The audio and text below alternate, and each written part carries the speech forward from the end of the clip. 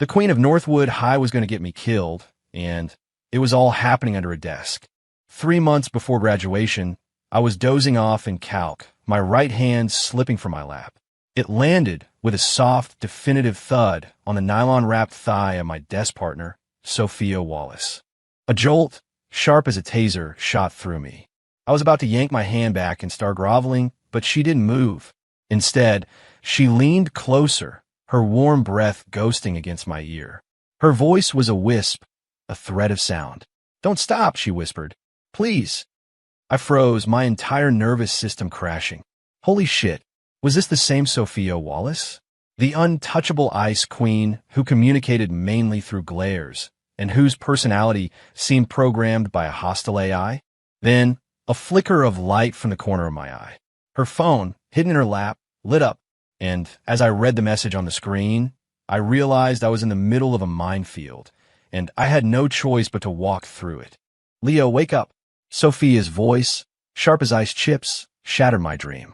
I jolted awake, a line of drool millimeters from my worksheet. Crap, goddamn calculus. I rubbed my eyes, ready to mumble a thank you, when my right hand slid off the edge of my desk and landed on something warm and impossibly smooth. My body went rigid. My brain short-circuited. The texture, even through the thin fabric of her leggings, was unmistakable. I had just touched Sophia Wallace's thigh. I'm toast. This was Sophia Wallace, the reigning monarch of Northwood High, a permanent fixture at the top of every gossip poll. The line of guys trying to ask her out probably stretched from the gym to the student parking lot. Her family was loaded, her GPA was stratospheric, and her personality was legendarily frosty. She'd supposedly never spoken more than 3 consecutive sentences to any guy. To a slacker like me, who spent most of his school day asleep, I was less than a background character. I was set dressing, and now I, the slacker, had just groped the Ice Queen's leg in the middle of class. I could already see my grim future, a stinging slap across the face, followed by a brutal welcome party in the boys' bathroom, hosted by her legion of furious admirers. I tried to snatch my hand back, but her body trembled. She didn't pull away. Instead, she shifted an inch closer. "Don't move," she hissed, her voice tight with a tremor I'd never heard before. My mind was a blue screen of death. This wasn't in the script. Then, things got even weirder. She leaned in, her lips almost touching my ear, and breathed 3 words only I could hear. "Don't stop. Please." The voice was soft, desperate, tinged with a pleading, almost sobbing quality that felt like a kitten's claws raking across my heart. The blood rushed to my head, and I was suddenly more awake than I'd ever been in my life. Was this some kind of elaborate setup? A new, sadistic form of high school prank? Or did the untouchable Sophia Wallace have some kind of secret, very specific kink? I stiffly turned my head, trying to read her expression, but her face was buried in the crook of her arm. All I could see was the reddened tip of her ear and the tight line of her jaw. She was holding on, barely. My mind raced with wild theories until my eyes caught the glow of her phone in her lap. The screen was on, displaying a new text message. The sender had no name, just a black skull emoji for an avatar. "Sophia, my patience is wearing thin. You have 10 minutes. Send the money, or your special photos go straight to the Northwood Natter." Photos? What special photos? Alarm bells screamed in my head. Her bizarre behavior suddenly clicked into place. A terrifying realization dawned on me. She was being blackmailed. No wonder she told me not to stop. In front of some invisible enemy watching her through this text thread, she was trying to project an image of someone completely unbothered. Someone who was even enjoying this.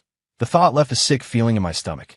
I looked at her trembling shoulders, and the image of the perfect, unflappable goddess shattered. Right now, she was just a terrified girl, backed into a corner, using the only clumsy, desperate defense she could think of.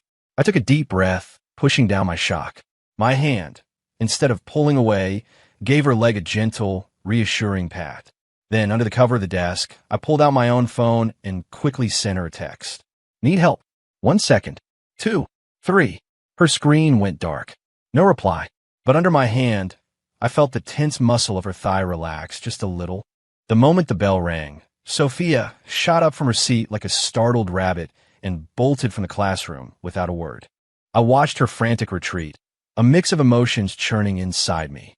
On her desk, her calculus worksheet lay untouched, a testament to a mind that had been a million miles away. I grabbed the paper and went after her. The hallway was a chaotic flood of students, but I spotted her immediately at the far end, huddled in the corner of the stairwell. Her back was to the crowd, her shoulders shaking with silent, suppressed sobs. I walked over and held out the worksheet. "You forgot this." She jumped, spinning around. When she saw it was me, a flash of panic and suspicion crossed her face. She quickly wiped at her eyes, her icy mask snapping back into place. "Thanks. Just leave it." "Hey," I said, not moving. I leaned against the wall next to her. "That thing back there, it wasn't on you." Sophia stiffened, her eyes darting away. "What thing? I don't know what you're talking about." "Fine," I said, pointing to the last problem on her worksheet. "Let's talk about vectors. You drew your projection line wrong. You're supposed to connect it to the focus. Use the directrix definition." I launched into a detailed explanation of the solution. Sophia just stared at me, bewildered, as if seeing me for the first time. "What are you looking at?" I shrugged. "Just because I sleep in class doesn't mean I don't get it. It's called strategic energy conservation. I focus on what matters. The rest, Ishnoptime." A small laugh escaped her lips. She covered it quickly, but the frost in her eyes had begun to thaw. "You." She hesitated, then finally asked, "Why do you sleep in class?"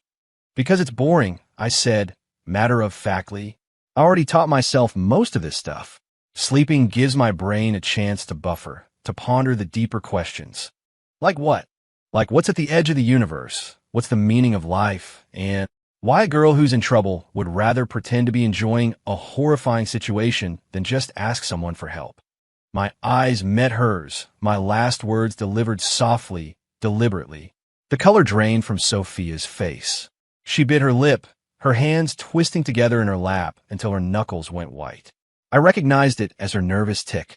"I'm not," she whispered, more to herself than to me. "You're not what?" I pressed gently. "Not being threatened? Not in trouble." I pulled out my phone, brought up a screen, and showed it to her. It was a terminal window, lines of green text scrolling by before settling on an IP address.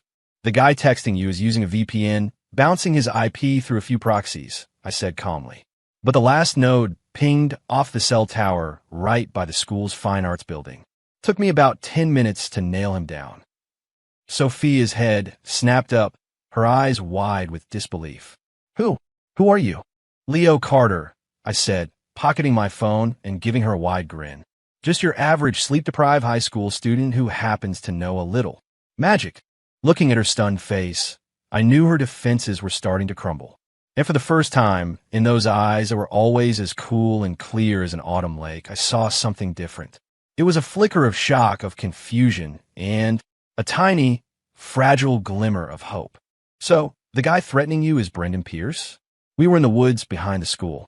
I listened to Sophia's halting story, my brow furrowed, so deep you could lose a coin in it.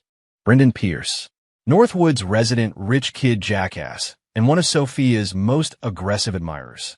He acted like he owned the school, always flanked by a couple of cronies, all because his dad was some tech mogul. The story was depressingly predictable. Last month, for Sophia's birthday, she and her friends went to a party. She had a couple of White Claws, got a little buzzed, and fell asleep on a couch. Brendan, who'd obviously crashed the party, found her and took a bunch of creep shots, staging them to look intimate. The photos themselves were nothing, but the angles were deceptive. With a little blurring, they could be spun into something ugly. Brendan used them to try and force Sophia to be his girlfriend. When she shot him down, he got pissed and started demanding money. "How much does he want?" I asked. $5,000, she whispered. "Why didn't you tell your parents? Or a teacher?" "I can't," she said, shaking her head, her eyes welling up again. Brendan said if I told anyone, he'd Photoshop the pictures into something way worse and blast them all over the internet, ruin my life. My parents, they have such high expectations. I can't let them down. I got it. For a golden girl like Sophia, reputation was everything. She wasn't afraid of Brendan. She was terrified of the rumors, the stares, the whispers that would follow. "Leave it to me," I said, patting my chest. "What? What are you going to do?" She looked at me worried. Don't do anything crazy. Brendan is. Don't worry. I gave her a mysterious smile. I never go into a fight unprepared. Tonight, he's going to pay back everything he took with interest. My plan was simple and direct. You fight magic with magic. Brendan wanted to play dirty. I was about to show him what a real technical knockout felt like. That night, I dragged my best friend and the other half of our two-man hacker squad, Chris Chunk Miller, to the Fine Arts Building. Leo, are you sure about this, man? We could get suspended for life. Chunk whispered, sweating bullets as he kept watch. Relax. We're vigilantes for justice, I said without looking up from the laptop, my fingers flying across the keyboard in the computer lab. Besides, digital ghosts don't leave fingerprints. Using the IP address I'd snagged earlier, it was child's play to lock onto Brendan's home computer. The rest was easy. Plant a keylogger, gain remote access, browse his files. A symphony of keystrokes. And there it was. In an encrypted folder, I found the original photos. I also found his group chat logs with his buddies, filled with disgusting comments about Sophia and their plans for her. Jesus, these scumbags are a piece of work, Chunk muttered, reading over my shoulder. Don't worry, the show's just getting started. I downloaded a copy of everything. Then, I made a bolder move. I took remote control of Brendan's desktop. I drafted an anonymous email, attached all the chat logs and the original unstaged photos, and sent it to every single teacher, counselor, and administrator in the Northwood High directory. The subject line was designed for maximum impact. Formal complaint regarding student Brendan Pierce. Allegations of blackmail, extortion, and bullying, evidence attached. After that, I wiped our digital tracks clean and gave Chunk a thumbs up. Mission accomplished. Time to go home and get some sleep. I knew that tomorrow, the social order of Northwood High was about to be turned upside down, and Brendan Pierce's reign was officially over. The next morning, the atmosphere in the homeroom was electric. Everyone was whispering, huddled in small groups, their faces a mixture of shock and morbid excitement. Did you hear about Brendan Pierce? Hear about it. Dude, his dad got called into the principal's office first thing this morning. He looked like he was in a puke. Serve him right. They should expel that psycho. I slid into my seat. Sophia was already there. She was wearing a simple white sundress, her hair pulled back in a ponytail. She looked radiant, a complete 180 from the terrified girl in the stairwell. Her eyes lit up when she saw me, the corners of her mouth twitching into a smile. Thank you, she said, sliding a bottle of cold brew coffee onto my desk. Her voice was full of genuine gratitude. All in a day's work, I said, twisting the cap and taking a long drink. The cold brew was a welcome shock to my system. Morning announcements had just begun when our homeroom teacher walked in, his face grim. The dean of students was right behind him. Brendan Pierce, Chad Stevens, Mark Riley, with me. Now, the names he called belonged to Brendan's usual pack of hyenas. They stood up, their faces pale, looking like they were about to face a firing squad. Brendan led the way, his face white with rage. His eyes scanned the room, filled with venom, before finally landing on me and Sophia. It was the look of a cornered snake. I met his gaze without flinching and even gave him a slight, mocking lift of my eyebrows. He flinched, then his glare intensified, as if he could incinerate me with his eyes alone. I knew he suspected me. So what? Without proof, he couldn't do a damn thing. The incident blew up. The school's decision came down fast. Brendan Pierce was expelled for conduct violations. His cronies all got slapped with suspensions and official warnings on their permanent records. Word was Brendan's father had to personally visit Sophia's family to apologize and cut a check for $10,000 in emotional damages. But that was all just noise. For me and Sophia, life seemed to return to normal. Except some things had quietly, irrevocably changed. Sophia was no longer cold to me. She'd ask for my opinion on homework. She'd save me a slice of pizza at lunch. And when I dozed off in class, she'd poke me gently with her pen instead of snapping my name. Our relationship had entered a strange, undefined territory, like a glass of water slowly being heated, calm on the surface, but with a current swirling underneath. Leo, are you free this weekend? I wanted to take you out to dinner. It was Friday after school. Sophia asked me with a blush creeping up her neck.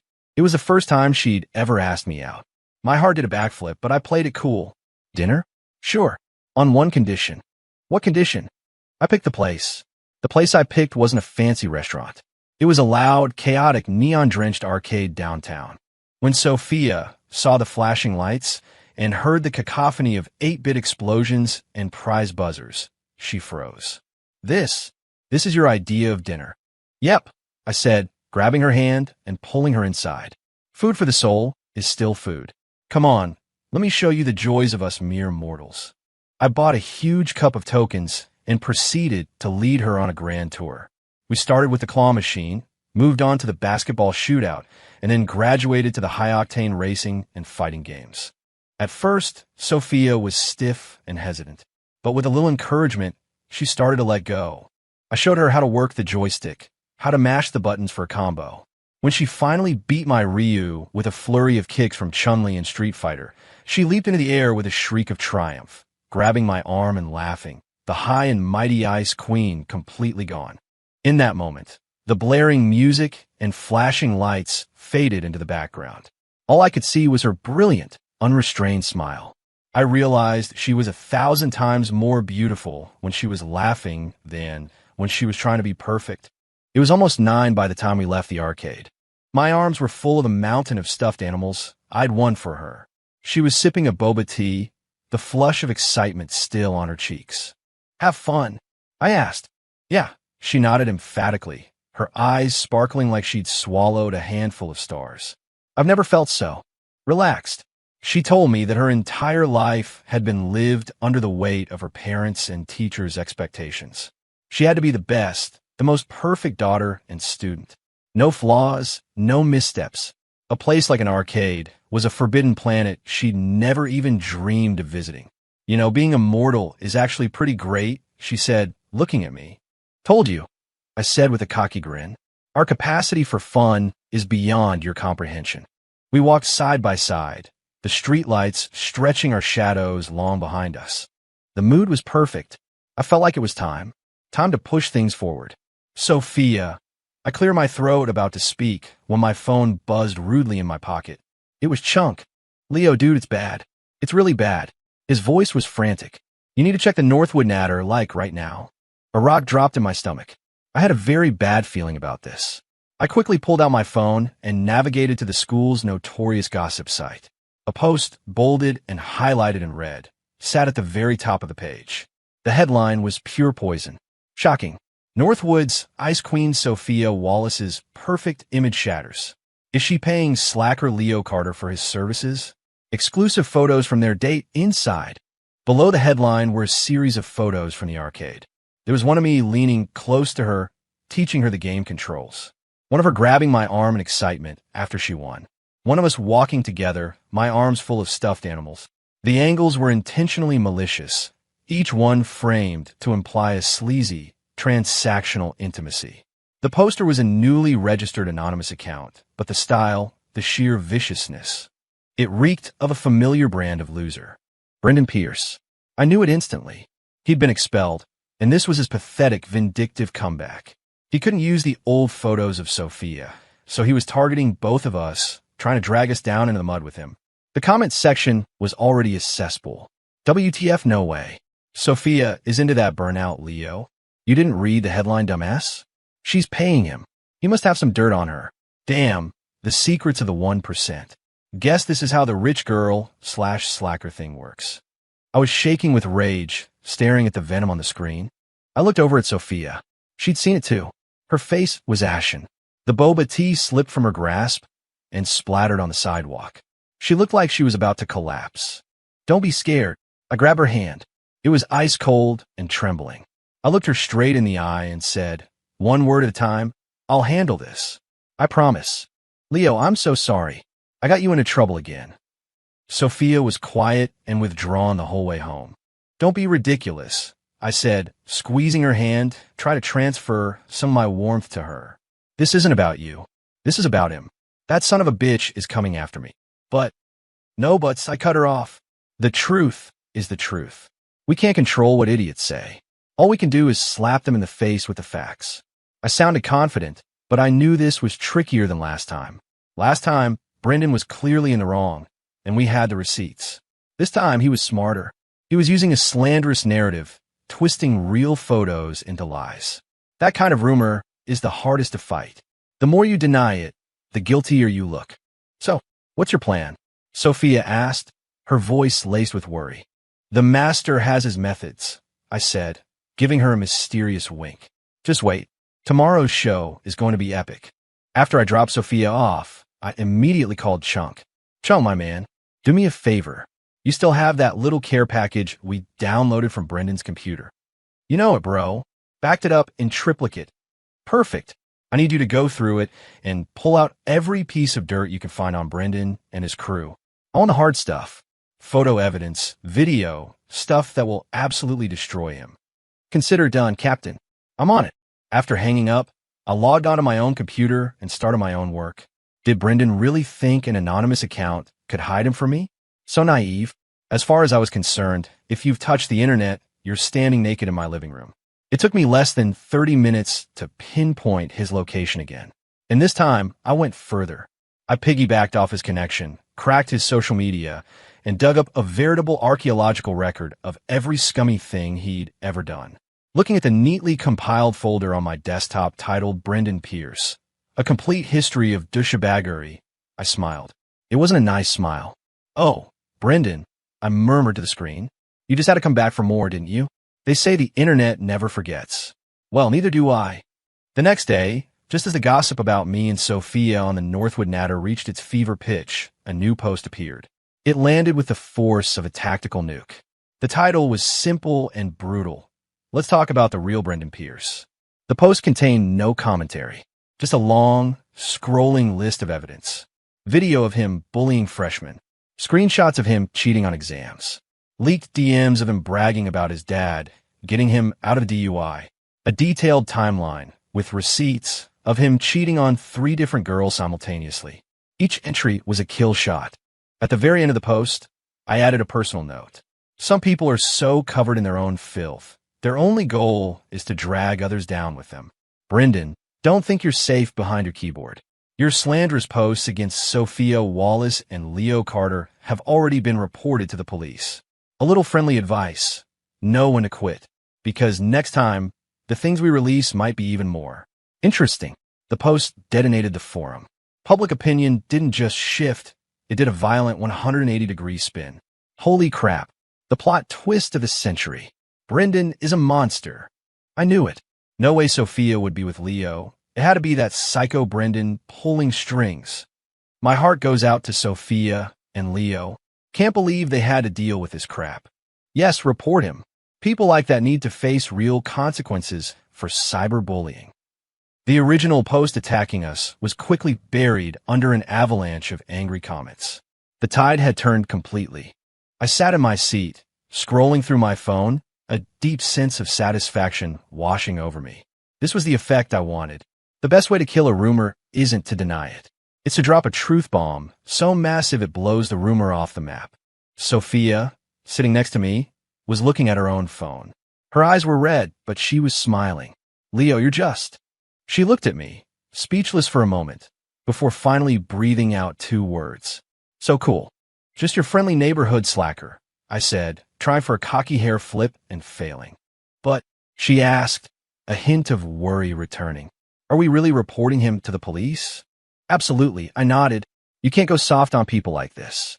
We're not just reporting him, we're filing a formal complaint for defamation. This time, he gets a lesson he'll never forget. I wasn't kidding. Before I even made the post, I had already compiled all the evidence and filed an online report with the local police department. I had a feeling that pretty soon, a couple of officers would be paying Brendan a visit to ask him a few questions. The whole affair ended up being an impromptu civics lesson for our entire grade. Our homeroom teacher dedicated a whole period to discussing the dangers of cyberbullying and slander. Class, the internet is not a lawless wasteland. Your words have consequences. Every irresponsible comment can cause irreparable harm. We must all strive to be citizens with a strong moral compass and the ability to think critically. Do not create rumors. Do not believe rumors. Do not spread rumors. He was giving a passionate speech, but my eyelids were like lead weights. I'd pulled an all-nighter working, and I was exhausted. Just as I was about to drift off, I felt something being slid onto my desk onto the table. I opened my eyes. It was a lunch container, neatly wrapped. I opened it. Inside was a serving of homemade pasta salad, with a perfectly carved little heart made from a red bell pepper sitting on top. A warmth spread through my chest. I mouthed the words thank you to her. She blushed and quickly turned away, pretending to be engrossed in the lecture, but the slight curve of her smiling lips gave her away. Sunlight streamed through the window, bathing us in a warm glow. I suddenly thought that maybe, just maybe, this whole high school thing wasn't so bad after all. The Brendan Pierce saga ended with his parents once again showing up to apologize, this time with a much larger check for defamation and emotional distress. On top of that, Brendan was charged and sentenced to 15 days in juvenile detention, the maximum for his offense. When he got out, all the fight was gone from him. His online presence vanished completely. And me and Sophia, forged in the fires of mutual crisis, grew closer than ever. We became the school's unofficial couple. We never defined it, never had the talk, but everyone just knew. We walked to school together, left together, studied in the library together, ate lunch together. She'd save me a seat. I'd carry her tray. She'd take notes for me when I fell asleep.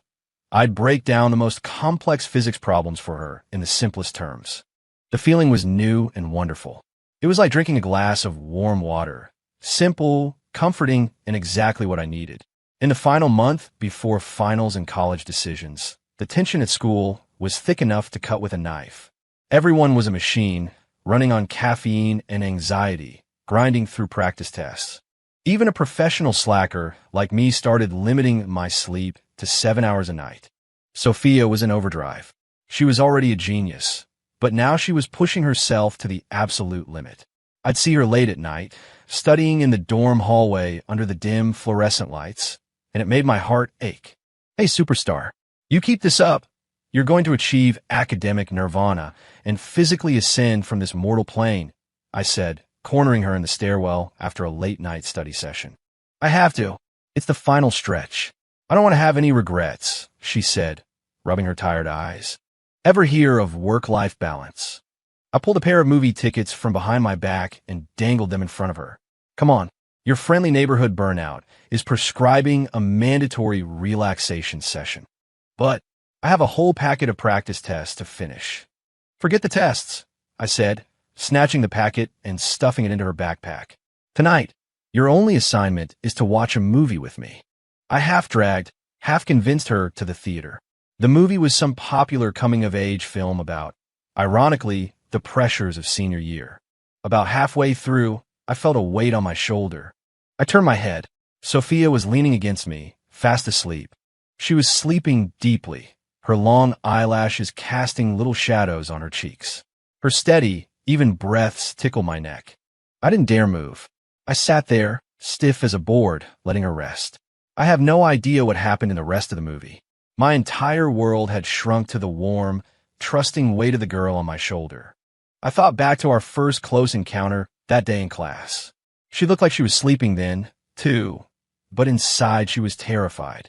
Now here she was completely unguarded, sleeping soundly on my shoulder. The feeling of being trusted so completely made my heart swell until it filled my entire chest. The movie ended, and the house lights came up. I gently patted her cheek. Hey, wake up. The credits are rolling. She blinked her eyes open, saw she was on my shoulder, and her face went crimson. How did I fall asleep? Because you're exhausted, I said, gently brushing a stray strand of hair from her face. Sophia, don't put so much pressure on yourself. You're already amazing. In my eyes, you're the best. My voice was quiet, but in the near-empty theater, it echoed. Sophia went still. She looked up at me, her beautiful eyes glistening, looking like they held the entire night sky. I knew. It was time. Sophia. I took a deep breath, holding her gaze. I like you. Not because you're the queen of the school, not because you have a 4.0, and not just because you're beautiful.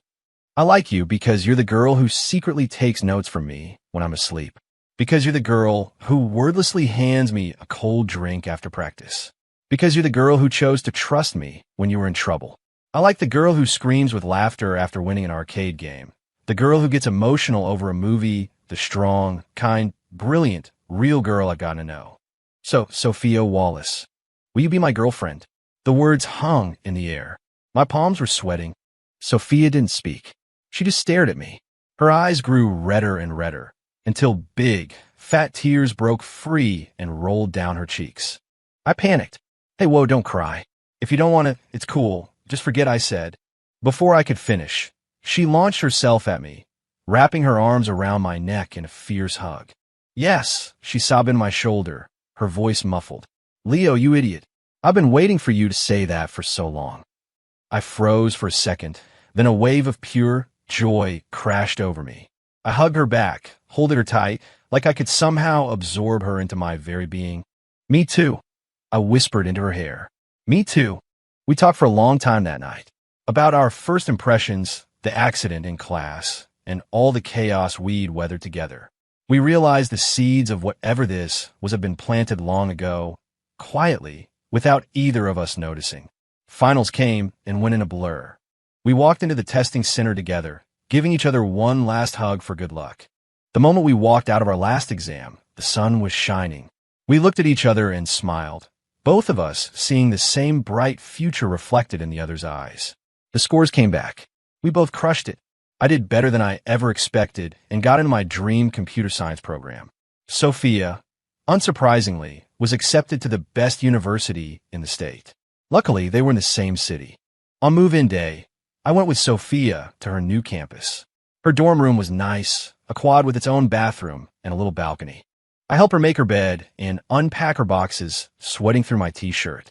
Thanks for your hard work, Leo, Sophia said, handing me a bottle of water, her eyes crinkling in a smile.